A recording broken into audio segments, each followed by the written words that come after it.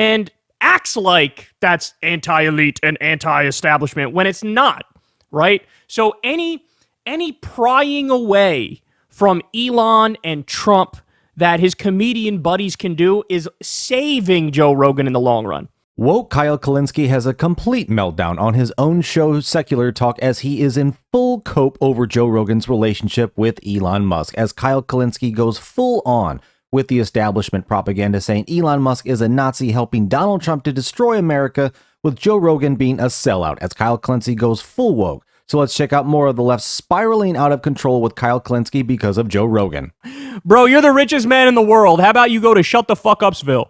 A week later, he changed the algorithm to promote more positive content, even though I don't think that really worked either. But Joe obviously knows Elon doesn't handle getting made fun of very well. I mean, Joe was just on Kill Tony, and they had on Kyle Dunnigan, who was impersonating Elon, and Joe looked like he was thinking, man, I hope Elon doesn't get offended by this, because I'm sure Elon's already constantly coping over Tim Dillon making fun of him. I mean, Tim's been trashing him like crazy, which Joe has to be stressed about. Look, the thing about Elon is he's literally the world's richest man. He's illegally hacking into our government and stealing everybody's data and destroying every good thing our government does, right? Destroying the Social Security program. He destroyed the CFPB, which is the anti-scam police, which means he's siding with the scammers over the American people. And he also wants to live on Mars and put a chip in everybody's brain.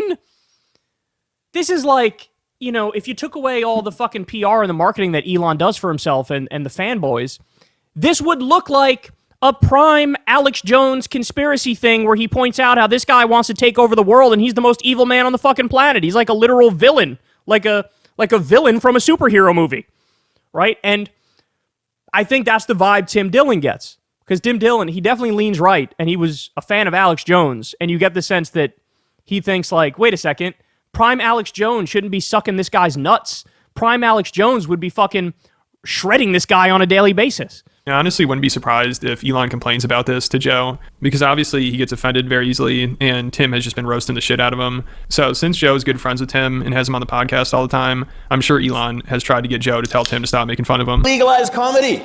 Yeah. What kind of truck would Blade Runner drive? That was the design idea. I mean, this is the problem with these people. What kind of truck would Blade Runner drive? I mean, we're just handing the whole entire world over to like fucking nerds and freaks. First of all, the Cybertruck's disgusting. We can all kind of admit that. It's a heinous... Yes, it is. Thank you, Tim Dillon. Tim Dillon has to do a lot in my mind to make up for, giving JD Vance a hot stone massage on his podcast. He does. He's got a lot to do to make up for snuggling up to Trump like Trump isn't a fucking robber baron fascist who's hell-bent on destroying this country. But this is a start. This is a start for Tim. They explode. They go into trees and they explode and stuff.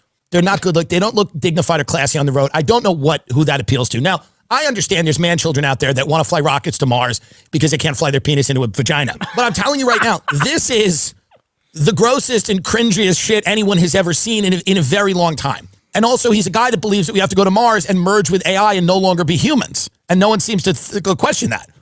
I don't think populism, as has been described, includes merging with machines and going to Mars. This isn't a movie where the movie ends with Elon putting you on his spaceship and going to Mars. You're not going to Mars.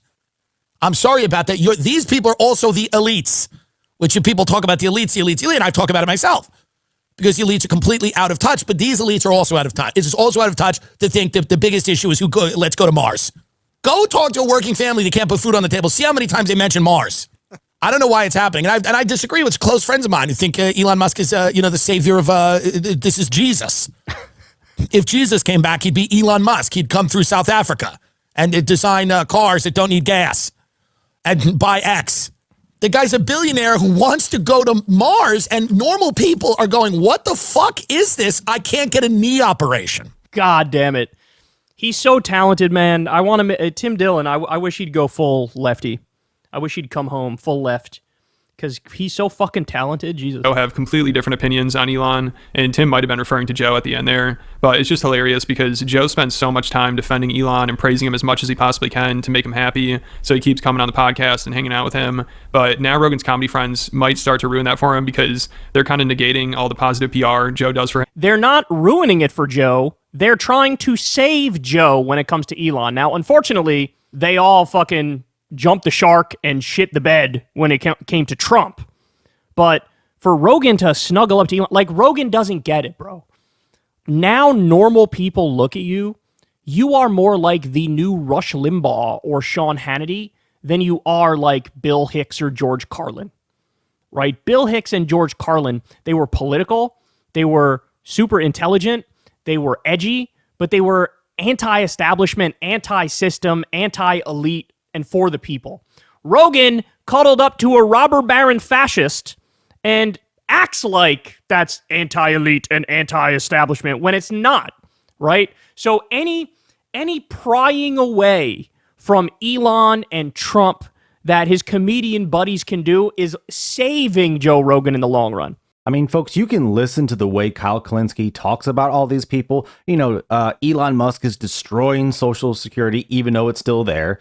You know, Tim Dillon has to make up for all the damage he's done, and Joe Rogan is lost, and everyone's trying to save him. I mean, he's just projecting his own woke delusion onto all the people who have been anti-establishment the whole point. Why? Because we've had a liberal government being ran for decades. Like, so the whole idea that now Donald Trump has got in after he almost got shot several times, after they tried to use lawfare against him, after they tried to use the fake media and spin everything and just lie and make up stories.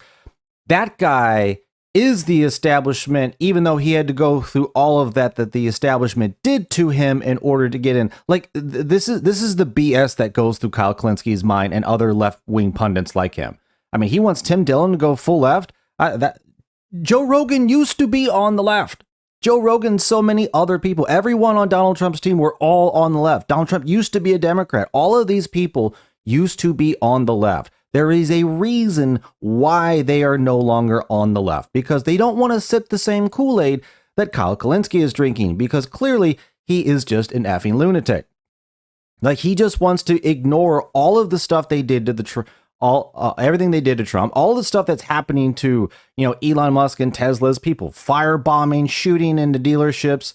And it's like he still thinks the left as this moral encompassment of everything good. And anything that's not the left, therefore, just has to be bad. And Joe Rogan not being on the left anymore, he just simply cannot stand it. Like, it's just hilarious to watch. And it's like, you had him, you were the ones who lost him. Hit that like button if you're enjoying the video, and let's get back in. Because I got news for you.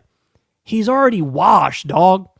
Like, now maybe he's not fully there, but like, he's getting there. He was dethroned as the #1 podcast by the Midas Touch guys, and the Midas Touch guys are just simply an anti-Trump podcast. And I'm sure Elon's pissed about it. And this is also kind of exposing how Joe will do anything to defend him. It doesn't matter how delusional it makes him look. I mean, like with the salute Elon did at Trump's inauguration, seeing how Rogan reacted to that compared to how all his comedy friends reacted, it shows how far gone he is. Because most of Rogan's comedian friends seem to think Elon did a Nazi salute, or at least looked just like one. And it sounds like Elon's response to the controversy made them believe that theory even more, because he acted like it was completely ridiculous to think it looked like one. So some of Rogan's comedy friends are like, he's just trying to gaslight us here, this is crazy. And Elon also never even denied doing it. He's just like, again, with the Nazi stuff. But of course, you know who did deny it for him? Joe Rogan. Of course, he'll jump at any opportunity to defend Elon and embarrass himself. And it's funny, he said people only believe it was a Nazi salute because it fits their narrative, but it sounds like most of his friends believe that, and it kind of goes against their narrative. I mean, Shane Gillis, his reaction was like, I know I'm supposed to defend that, but that's a tough one. And it seems like most of Rogan's comedian friends mocked Elon for it, and they thought his response to it was also really bad. So I give him credit here for having their own opinions and not just going along with what they know Rogan would want them to say, because this also just shows how Rogan will shamelessly defend anything Elon does, even if it makes him look completely ridiculous. But all these people on Twitter are just chiming in saying it's clearly a Nazi salute. He's doing a Nazi salute. Yeah. No. So dumb. Oh, look at the guest. Look at the guest. The guest just cucking himself. Jesus Christ. He's doing a Nazi salute. Yeah. No. So dumb. What am I going to do with these people? All this gesture means is Heil Hitler. This is all this gesture means. It's so dumb. It's not clearly. Yeah, it's the whole thing's crazy. But that's a sign of the times, and they couldn't help it. They saw a thing, and they're like, this is we're going to run with it.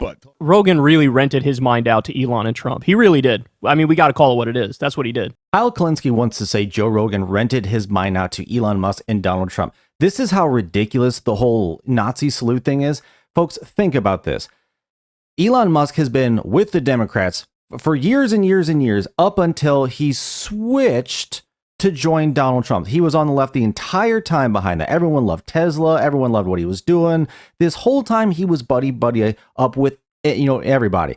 And you're going to tell me on a dime, all of a sudden he embraces Nazism and just completely turns into an alternate person. Is it like that's the story that Kyle Kulinski and these idiot left-wing pundits want to push, that all of a sudden, with no reason at all, seemingly out of nowhere, he up and trashed all of his original values that he had on the left and replaced all of them with Nazism and fascism. Because why? Well, I mean, like this is the left-wing story and the bubble they have to use to justify all of the actions, instead of taking a hard look at themselves and the left wing and what the Democrats have done and realize, wow, maybe these people are actually the enemy of the American people. And that's why all of these people are turning away from the left. But Kyle Kulinski and these people are still projecting the woke bubble that it's everybody else who's the one who's lost. They're the ones who are, lost to Donald Trump's, rhetoric and yada, yada. It's always the same shit. These people will never come out of their bubble, and they're just going to continue to do this forever. And Joe Rogan is just Joe Rogan. Like, I don't think Joe Rogan really cares if he's not the biggest podcast anymore. Like, he's made so much freaking money. Like, he's a made man. So big deal. But folks, thanks for watching. Put in the comments down below what you thought about Kyle Kulinski's full meltdown over Joe Rogan and Elon Musk. Thanks for watching. Like and subscribe, and I'll see you on the next one.